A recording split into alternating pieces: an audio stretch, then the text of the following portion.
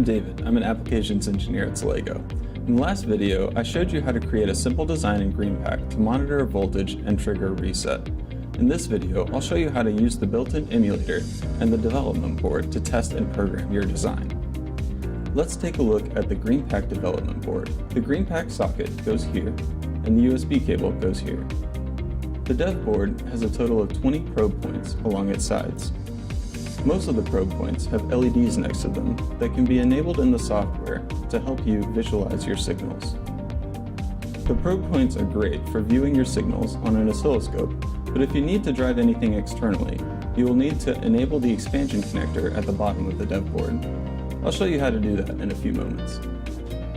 Let's move back to the software. You can open the emulator by clicking on this button in the menu bar. Each one of these shapes corresponds to one of the pins on the GreenPAK device. Each shape shows which pin and which test point it is assigned to. If you labeled any of your pins, the label will appear as well. You can enable the LEDs individually, or you can enable them all using these buttons in the bottom corner of the emulator. Similarly, you can enable one test point, or you can enable them all using this button at the bottom. To facilitate testing, the emulator allows you to configure each GPIO with a variety of different options. If you right-click on pin 3, you can see that it gives you the option of pulling it up to VDD, or down to ground, or adding a pull-up or pull-down resistor. You can also configure it as a button, a logic generator, or a signal generator. Since pin 3 is our analog voltage input, let's configure it as a signal generator. Clicking Edit will open the signal wizard.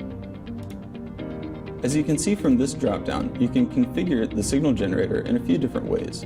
For our purposes, let's make it a sine wave. And I'll go ahead and make the amplitude 1 volt, 0 offset 1 volt, and the period 2 seconds. Clicking Apply will save my changes. The general controls for signal generators are mostly self-explanatory. In this case, I want my sine wave to repeat for an infinite number of wavelengths rather than being a one-shot or a custom number of wavelengths. Logic and signal generators can be triggered individually, or you can trigger multiple ones by linking them using this G button and then clicking on Start Gens at the bottom. Next, I want to configure this enable pin as a button, so I'll right-click it and select Button.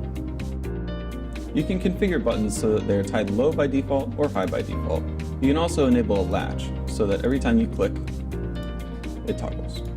If you have multiple configurations to test in a single design, you can save your current configuration using these buttons down here. I'll save mine as config 1. You can also import configurations using this button. Now we're ready to emulate the design. Make sure your dev board has an SLG 46110 in the socket by checking this section down here. And then click Emulate. I've connected a USB oscilloscope so that we can probe our signals. Once I start the signal generator, a sine wave will appear on the yellow channel. Now when I click the Enable button, we can see that 500 millisecond resets are triggered. Looks like there's an issue. We're accidentally triggering the reset every time the voltage raises above the threshold. Let's go back to our design and add some hysteresis to our ACMP.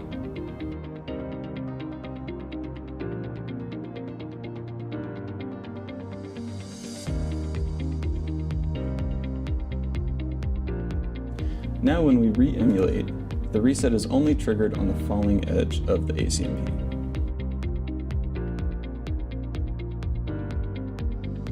Once you're happy with your design, you can program it to the chip by clicking Program. This will run your design into the chip's non-volatile memory. Now you have a custom piece of silicon developed and tested in just a couple of minutes at a low-cost price point. When you're ready to go forward with production, you can order programmed parts directly by going to our website and clicking the Buy Now link and then uploading your design file. Or if you'd like a Solego engineer to help you verify the design, feel free to contact us through our web form. If you'd like to learn more about GreenPAK or any of Solego's other products, please visit us at www.solego.com.